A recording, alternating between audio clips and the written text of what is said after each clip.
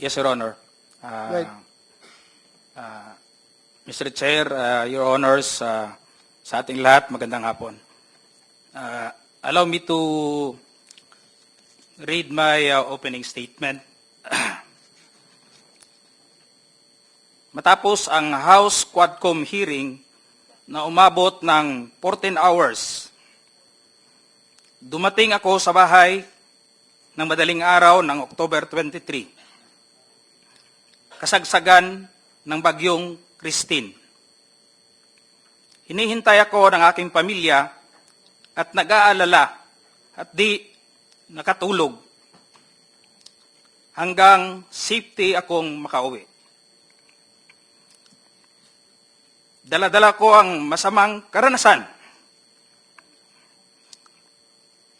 at hinanakit sa pangyayari,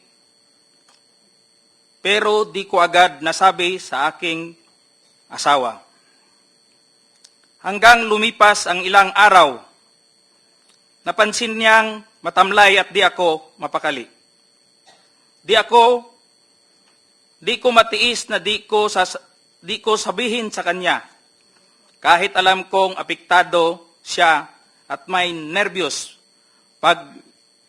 ang pag-usapan ay tungkol sa trabaho ko. With great courage, I confided everything to her.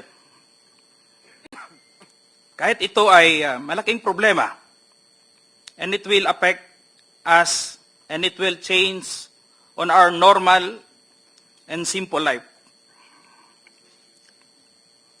My career for almost 30 years of service, our personal and family safety and security, and maybe I will be condemned or be ostracized. My wife hugged me and started to cry and asked me why. I told her patagal na tayong nagsusumikap and we have to be strong and survive together. Mauna ni ang panahon nga magpakabanata means makialam. Lisod maging witness rata o maging innocent bystander. Maangol gyapon ta o maging casualty tayo. Gipasabot nako sa iya ha. I have to explain to her, kailangan naay mo barog sa kamatuoran. There must be someone to rise up to the occasion. I told her that I have the moral obligation and a call of duty to uphold as police officer. In the eyes of God and in the soul of man, I have to say this, even God was betrayed 3 times. But this time, I have to say this. I don't want to betray our beloved country, our fellow Filipinos, and to God Almighty. I don't want to discredit the men and women of the Philippine National Police, the institution where I belong.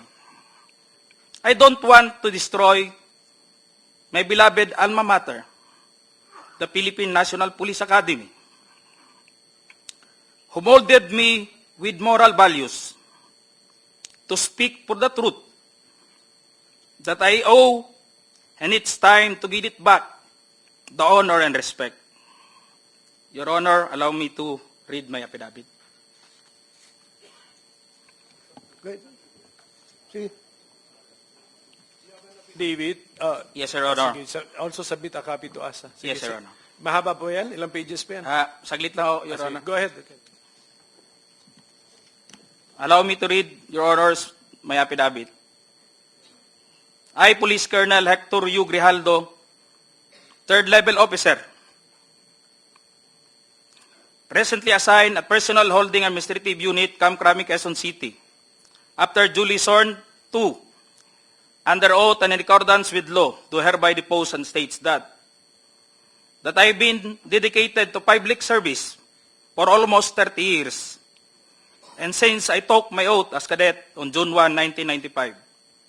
On October 16, 2024, I was again invited as a resource person in the 9th Joint Public Hearing of Committees on Dangerous Drug, Public Order, Safety and Human Rights, and Public Accounts of the House of Representatives scheduled on October 22, 2024 at 9:30 a.m.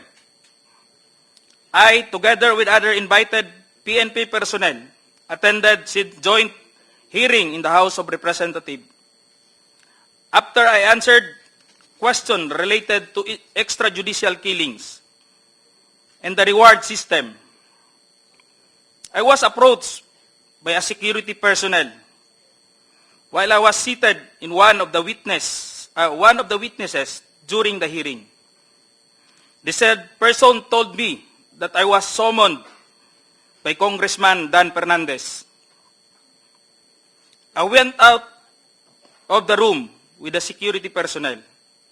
When we were outside, he told me to go to the left corridor and proceed straight to the end room. While walking, I saw other witnesses who were standing in the corridor, including my classmate, Major Portalesa, and Captain Anova, who was wearing a PNP uniform, and the latter acknowledged me by saluting. When I entered the room, I saw 2 lawyers of Police Colonel Garma standing inside the room. One of the lawyers approached me and then asked me what we are going to talk about. I said I do not know. After a while, Kong Dan Fernandez entered the room and he asked me to sit beside him on his right side.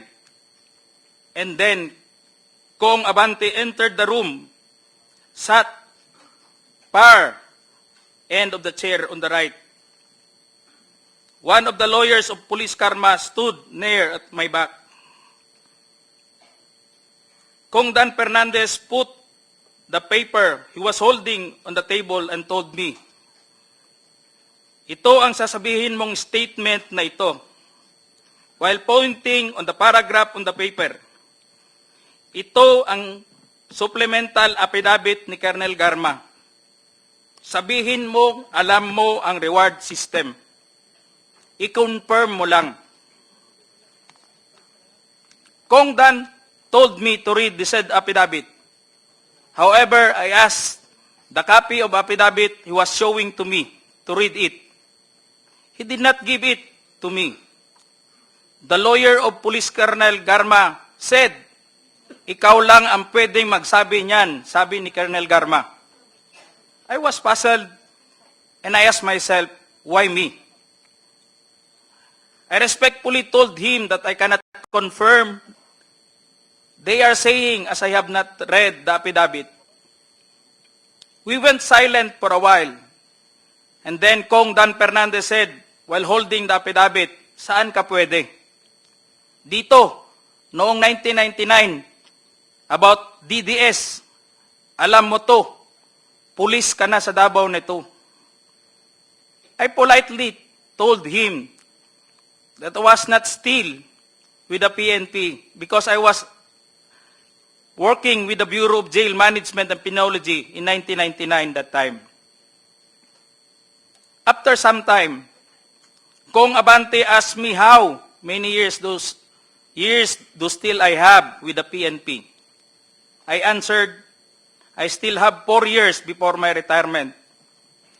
Then he made a remark, "Pwede ka pang maging general." I humbly responded to him, "Masaya na ako sa ranggo ko, sir. Pagkatapos nito, sir, uuwi na lang ako. At magtatanim na lang ako ng kamote sa amin." The cordial conversation between us continued. And I felt that they wanted me to convince me to do what they wanted me to do. Then Kong Abante asked me where I serve as a chief of police, to which I answered, Mandaluyong City Police Station, Kong Abante then persuaded me by saying, ikaw naman, Colonel, ganito na lang, alangan namang walang insidente o pangyayari sa panahon na yon. I answered, and I served as a COP in Mandaluyong during the COVID-19 pandemic, and there were less crime committed. And we did not receive any reward from anyone. I added that we only received funds, additional MOA or support fund, from the Peace and Order Fund of the LGU. I then respectfully told Kong Dan Fernandez that anybody can debunk my statement if I confirm the testimony of Colonel Garma about the DDS in 1999, since I was not a member of PNP at the time. And I have no personal knowledge as to the reward system. Additionally, I said, the work of the policeman are noble and requires great sacrifice, even without the reward or award. It is our moral obligation and a call of duty to serve our country and people. Then Kong Dan asked me, si Colonel Garma, anong masabi mo sa kanya sa Barayuga? I politely told him I cannot comment on the case. When I respectfully answered him, Sir, mahirap yan. Kasama kami sa nag-iimbestiga at hindi ko alam kung anong kinalaman niya at may investigasyon din sa amin, baka ma-incriminate ako, sir. After the discussion, they did not give me a copy of the second affidavit of Police Colonel Garma. I felt that I disappointed them. Kong Dan Fernandez and Kong Abante left the room, while I and the two lawyers of Police Colonel Garma stayed in the room for a while. I presume that they are about to present the second affidavit of Police Colonel Garma. I asked the two lawyers of Police Colonel Garma why they have chosen me. They did not answer me and just stared at me. And that I went back to the hearing room. When I went back to the hearing room, I immediately called the attention of Police Colonel Lito Patay, who were sitting behind the witness table. We proceeded at the back of the lobby area when they suspended the hearing. I confided and discussed to him what happened in the room with Kong Dan Fernandez and Kong Abante and the two lawyers of Police Colonel Garma. That's all, Mr. Chair. Thank you, Colonel Grijaldo. What motivated you to speak before this committee?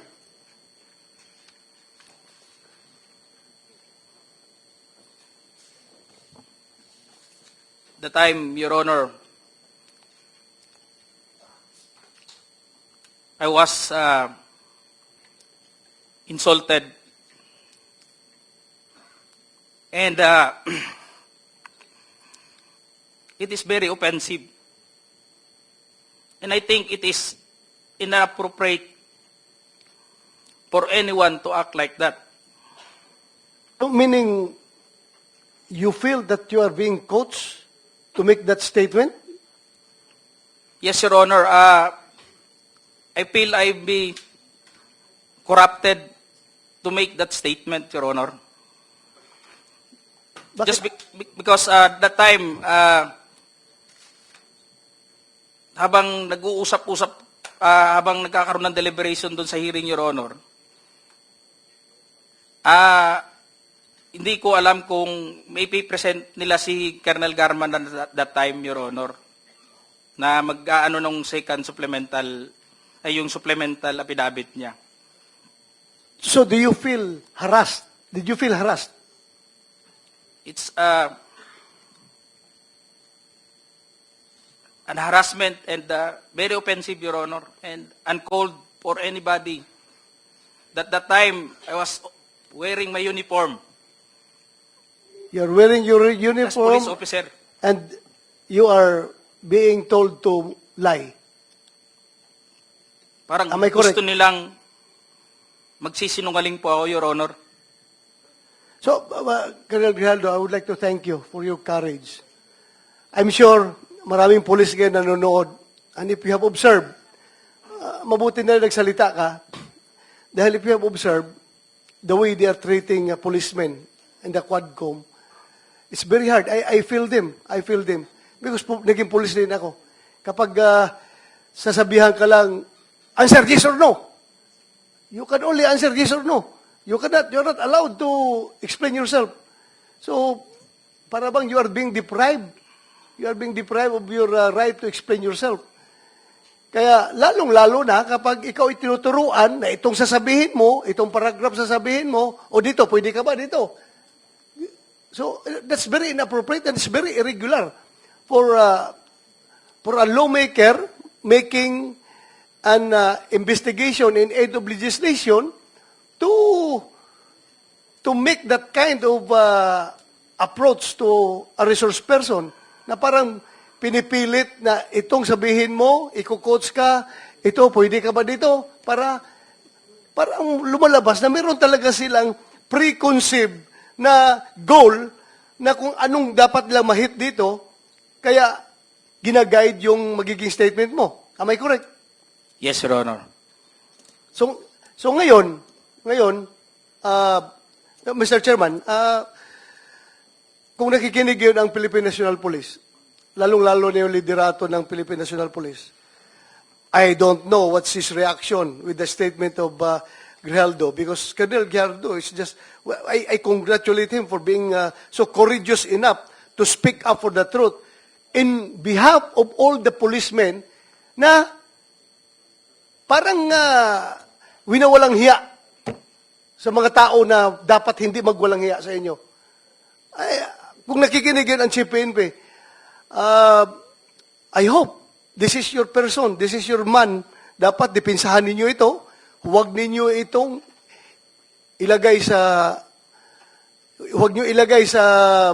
litsunan. Huwag nyo ilitson itong tao na ito. Because he's standing for the PNP.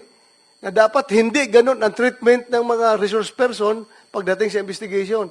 Kasi parang ang baba ng tingin sa inyo, ng nag-iimbestiga sa inyo.